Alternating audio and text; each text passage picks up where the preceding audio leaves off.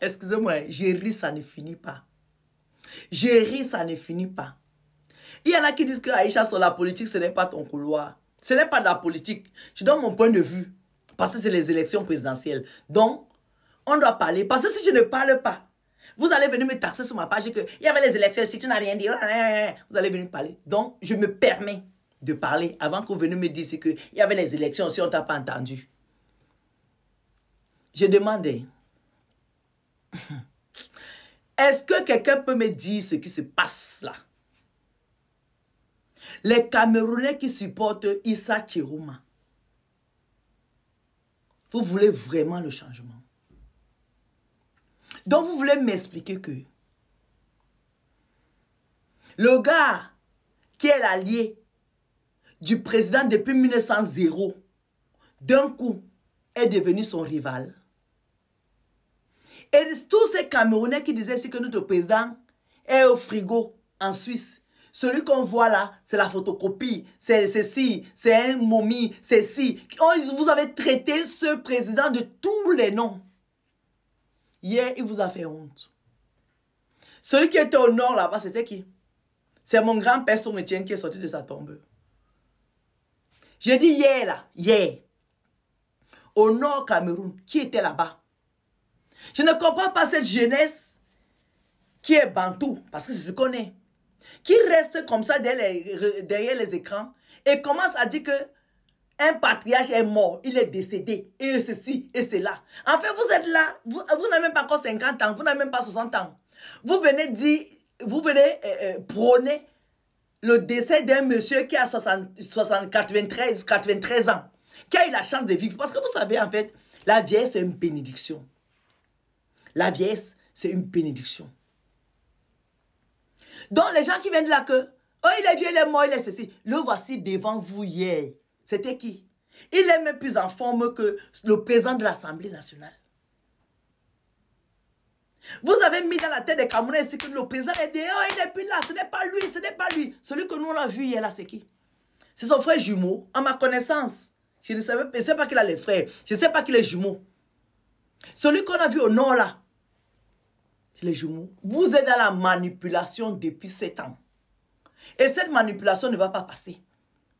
Maintenant, vous avez dit, il faut que le gouvernement la parte. Vous étiez prêt à chasser le gouvernement. Maintenant, il n'y a plus de gouvernement qui part. Hein? Maintenant, c'est le président qui doit partir. Parce que le président, celui que vous supportez là, ils ont conçu ce gouvernement ensemble. Hein? Le Cameroun l'a pourri devant eux comme ça. Hein? Je vous dis, depuis qu'on est en train de nous manipuler, est-ce que quelqu'un peut me dire pourquoi est-ce que les deux enfants du Nord ne se mettent pas ensemble? Parce que les deux ont travaillé auprès du président. Donc, ils connaissent comment le président fonctionne. Ils connaissent ses balles de shérif. Pourquoi les deux là ne sont pas mis ensemble? Ne serait-ce que les deux, hein, pour contrecarrer le RDPC. Ils ne l'ont pas fait. Vous ne réfléchissez pas. On les a amenés dehors pour distraire les voix, pour éparpiller les voix des Camerounais. Issa Chirouma, va là-bas, les gens vont te suivre, ça fait partie. Béola Gouba, va là-bas, les gens vont te parler, les voix vont te suivre, ça va partir. Les voix du Nord vont vont être dispersées. Parce qu'on sait qu'au Cameroun, pour gagner, c'est le Nord qui te fait gagner. Et vous voyez que ces deux-là, deux enfants du Nord, ne se mettent pas ensemble. Et vous croyez que ce n'est pas fait exprès? Quand vous restez, moi je ne suis pas là à l'école, hein, franchement. Mais je suis sage, je réfléchis. J'ai la sagesse du village que ma grand-mère m'avait donnée. Deux enfants d'un même village ne se mettent pas ensemble pour contrecarrer les anciens patrons. Vous ne voyez pas que c'est pour distraire les Camerounais? Et vous voyez les messieurs comme M. Akere Mouna, qui voulait aussi être président, qui vient s'aligner derrière les gens qui sortent du gouvernement. Vous savez, si ces vieux, comme vous les appelez là, aimaient le Cameroun, ils allaient se mettre derrière les jeunes.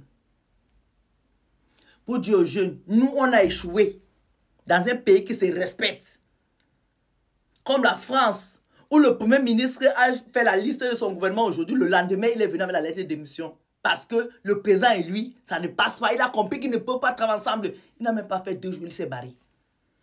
Quand quelqu'un aime son pays, il a dit, je ne fais pas pour moi, je fais pour le peuple français. Quand on veut faire les choses pour le peuple, on met son orgueil de côté et on pense au peuple. Si les 2 candidats du Nord n'étaient pas les pions du RDPC, ils allaient se mettre ensemble devant nous aussi. Nous-mêmes, peut-être, nous tous, on allait les suivre. Qui vous dit pas que si les 2 là se mettaient ensemble, les jeunes allaient les suivre? Peut-être. Mais on suit même quoi? On allait suivre qui? Est-ce qu'entre Bello Bouba et tous ces papas là, il y a la différence entre le président de la République? Je vous ai dit ça dans l'autre vidéo. Si ces papas aimaient le Cameroun, ils allaient appeler les 3 jeunes là. Dire aux 3 jeunes là que Cabral Libi, les dernières élections, il était 3e. Ça veut dire qu'après le RDPC, après le RMC, c'était son parti. Donc, techniquement, parmi les... il est le 3e homme fort du Cameroun.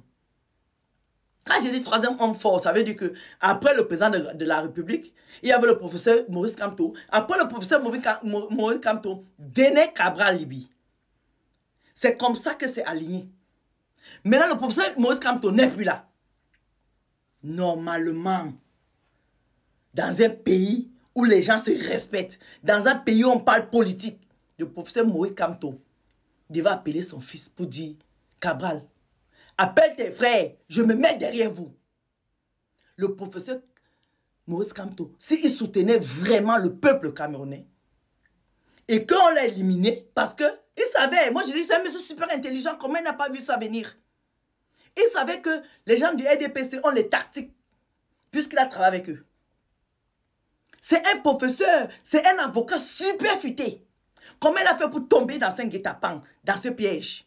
Donc, ça veut dire que c'était préparé en amont, pour nous distraire. Pourquoi le professeur Maurice Kamto, qui a toujours dit que le gouvernement là est un faux gouvernement, va maintenant dire qu'il a discuté avec Akérémie Mouna. Et maintenant, toute sa population est derrière Akérémie Mouna. C'était une façon subtile de dire allez voter pour Akérémie Mouna. Mais c'est parce qu'ils sont tous ensemble. Ça, c'est cette vérité que nous voulons pas entendre. Je sais que vous allez m'insulter, mais on est dans la vérité. C'est les plans. Ils sont tous pareils. Ils sont tous dans la même boîte. Je pense que les gens qui sont seuls, c'est les 3 jeunes là. Les 3 jeunes. Cabral Libi, Matumba et l'autre jeune là, l'anglophone. J'ai oublié son nom. Irima, je sais pas. C'est les 3 qui ne sont pas les pions. Quelqu'un a dit ici qu'il y a un ministre là qui a créé le parti, l'a donné à Cabral Libi. Tu peux créer le parti. Tu me donnes. Ça ne me convient pas, je me casse, je m'en vais créer mon parti. Je m'en vais.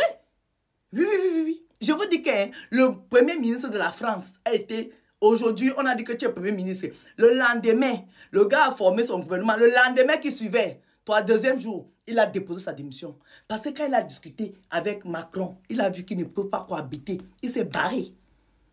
Et c'est comme ça qu'on fait. Oui. Même le mariage, tu peux te marier. Au bout d'1 an, 2 ans, tu vois que ça ne marche plus, tu pars. Tu pars. Il faut savoir quitter la table avant que la table ne vous quitte. Et c'est ce que les autres n'ont pas fait. Il y a encore 7 ans, pourquoi les gars là ne sont pas partis? Il y a 7 ans, les élections qui sont passées il y a 7 ans là.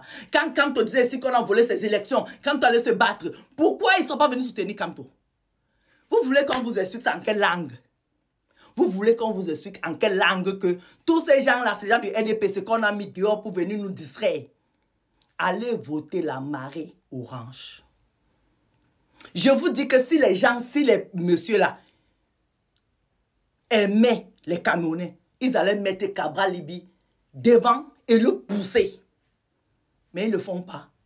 Parce que tous ces gens-là, ces gens du RDPC, tous ces gens-là, c'est les amis de notre papa. Tous ces gens-là, c'est les amis de M. Paul Biya. Tous ces gens-là, c'est les mêmes gens.